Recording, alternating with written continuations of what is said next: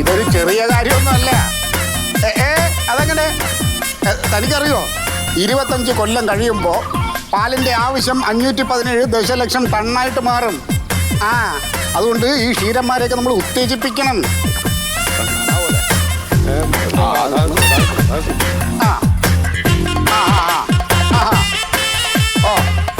അങ്ങനെ ആവണമെങ്കിൽ നമ്മൾ എന്ത് ചെയ്യണം? കർഷകന്മാരെ ഉത്തേജിപ്പിക്കണം. പിന്നെ ഇപ്പൊ പാലിന്റെ വില കൂട്ടിയത് ഞാൻ മന്ത്രിയോട് പറഞ്ഞിട്ടാ. അതെ അതെ അതെ. ശരി ശരി, താൻ വെച്ചോ.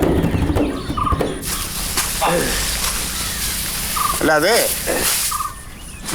രണ്ടുപേരേ ഉള്ള, ബാക്കി ക്ഷീരന്മാരൊക്കെ ഇവിടെ.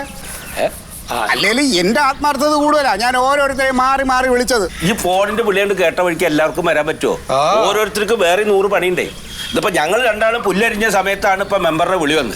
പിന്നെ ഈ വഴിക്കാണല്ലോ പോണ്, അപ്പൊ ഒന്ന് കണ്ടിട്ട് പോവാന്ന് കരുതി. അല്ലെങ്കിൽ ഞങ്ങൾ എവിടുന്ന് വരാനാ? എനിക്ക് വേറെ പണിയൊന്നുമില്ലല്ലോ, ഞാൻ അവിടെ വെറുതെ ഇരിക്കല്ലേ ഈച്ച അടിച്ചിട്ട്. നിങ്ങൾ എന്താ കാര്യം പറഞ്ഞാലേ ഞങ്ങൾ എല്ലാവരുടെ അടുത്തും പറഞ്ഞാൽ പറയാ. 2019 പാലിന് വില കൂടിയ ശേഷം പിന്നെ പാലിന് വില കൂടിയിട്ടില്ല. പിന്നെ ഇപ്പോഴാണ് വില കൂടിയത്. അതാ ഞാൻ പറഞ്ഞത്, അത് നിങ്ങൾ നേതാക്കന്മാരുടെ പിടിപ്പ് കേട്.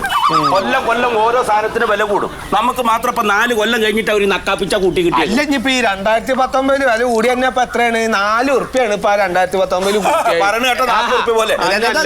അങ്ങനെയുള്ള സംസാരം ഒന്നും വേണ്ട.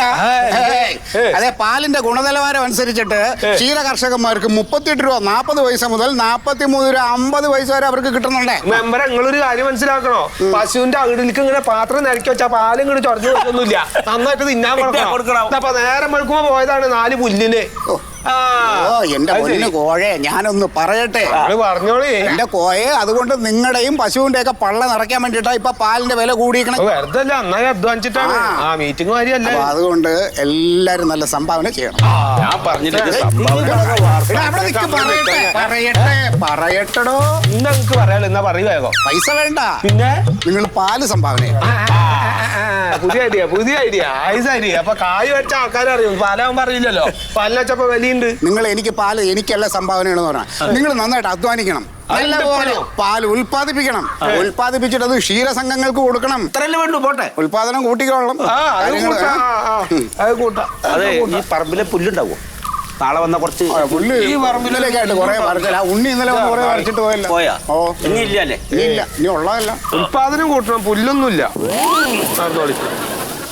പിന്നെ പാർട്ടി സമ്മേളനം ഉടനെ ഉണ്ട് കേട്ടോ, അപ്പൊ ഞാൻ കാണാം. ശരി ശരി ശരി.